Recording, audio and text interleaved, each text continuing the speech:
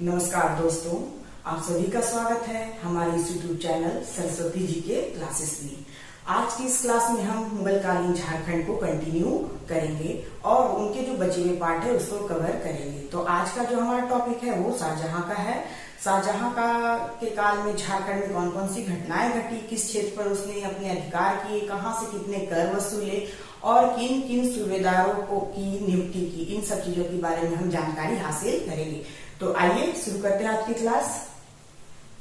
खुखरा का शासक दुर्जनशाल। उस समय खुखरा का शासक दुर्जनशाल था, क्योंकि उसके पहले जहांगीर के समय में उसे जो हीरो की पहचान करने के बाद जहांगीर ने खुश होकर उसे अपने कैद से 12 साल की कैद के बाद उसे रिहा कर दिया था और उसे उसका राज्य जो था खुखरा वो वापस कर दिया था। लेकिन जब ये यहाँ पे वापस आता है 1627 ईस्वी में, तो इसने अपनी राजधानी खुखरा की जगह दोईसा को बनाता है। और दोईसा राजधानी परिवर्तन का मेन कारण क्या था? उसका मेन कारण था कि वो दोईसा जो है वो सामरिक दृष्टि से सुरक्षित जगह पे था, क्योंकि दोईसा 3 ओर पहाड़ों से गिरा था और एक ओर उसके दक्षिण कोयल नदी थी, जिस वजह से उस पे दुश्मनों का आक्रमण करना उतना आसान नहीं था। इस वजह से उसने दोईसा को ही अपनी राजधानी बनाया था। फिर दोईसा जो है उसकी राजधानी थी जो सामरिक दृष्टि से सुरक्षित थी। फिर दोईसा में उसने नवरत्नगढ़ नामक भव्य राजप्रासाद बनाया था। भव्य किला या हम लोग उसको महल, राजप्रासाद यानी महल, उसने दोईसा में नवरत्नगढ़ नामक राजप्रासाद बनवाया था। किसने बनवाया था? तो दुर्जन शाह ने बनवाया था। शाह या साल, हम लोगों ने पहले पढ़ रखा है कि दुर्जन शाह को जहांगीर ने एक उपाधि दी थी शाह की, इसलिए इसे दुर्जन शाह भी कहा जाता है। फिर इसमें झरोखा दर्शन प्रथा का भी शुरुआत किया था। दोईसा में जो नवरत्नगढ़ किला बनाया और साथ ही वहां उसने झरोखा दर्शन की प्रथा भी स्टार्ट की थी। और ये प्रथा उसने किससे प्रभावित होकर स्टार्ट की थी? तो मुगलों की, क्योंकि 12 वर्षों तक मुगलों के प्रभाव में रहा था, इसलिए अकबर द्वारा शुरू किए गए झरोखा दर्शन को उसने अपने दोईसा में भी लागू किया और झरोखा दर्शन प्रथा की शुरुआत की। फिर दोईसा का जो स्थापत्य था उस पर भी मुगल स्थापत्य कला की स्पष्ट छाप जो है देखने को मिली, क्योंकि वो खुद प्रभावित हो चुका था मुगल के स्थापत्य कला से, इसलिए दोईसा में इसका स्थापत्य कला पे मुगल स्थापत्य कला की स्पष्ट छाप जो है वो दिखाई देती थी। लगभग 100 वर्षों तक नागवंशियों की राजधानी जो है वो दोईसा ही रही। लगभग 100 वर्षों तक नागवंशियों की राजधानी दोईसा ही बनी रही। फिर दुर्जन शाह के बाद नागवंशी राजा हुए रघुनाथ शाह। दुर्जन शाह की जब मृत्यु हो जाती है उसके बाद उसके राजा हुए रघुनाथ शाह। और रघुनाथ शाह ने शाहजहां के द्वारा निर्धारित किए गए मामूली से कर को चुकाकर और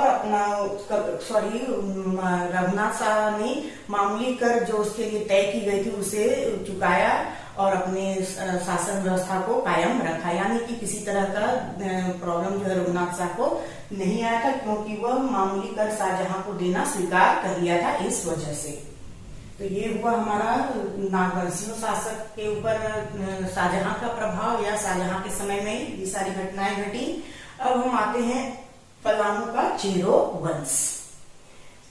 पलामू का चेरो वंश में शाहजहां के काल में जो शासक थे वो थे प्रताप राय। ये थे सहबल राय के उत्तराधिकारी और ये बहुत ही शक्तिशाली थे और इसने अपने शासन को बहुत ही समृद्धशाली भी बना रखा। बहुत शक्तिशाली और बहुत ही समृद्धशाली शासन व्यवस्था कर रखी थी। पुराना किला का निर्माण भी इसी के शासनकाल में हुआ था। प्रताप राय जो थे चेरो वंश के शासक, उन्हीं के समय में पलामू किला का निर्माण हुआ था।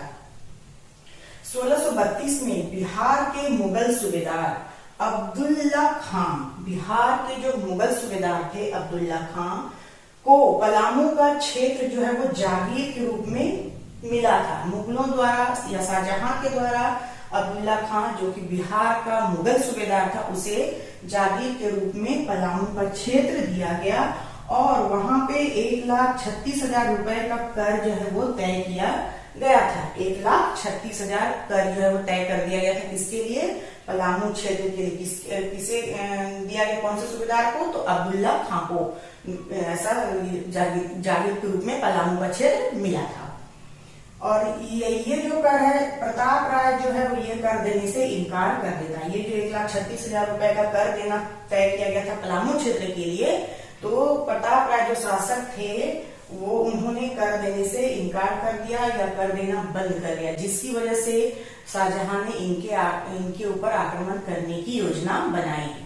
शाहजहां ने शाइस्ता खां को बिहार का नया सूबेदार बनाया और पलामू पर आक्रमण करने का आदेश दिया।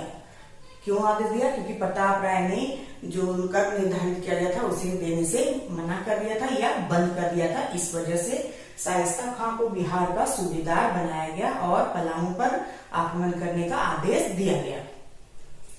12 अक्टूबर 1941 को शाइस्ता खां ने पलामू पर आक्रमण कर दिया।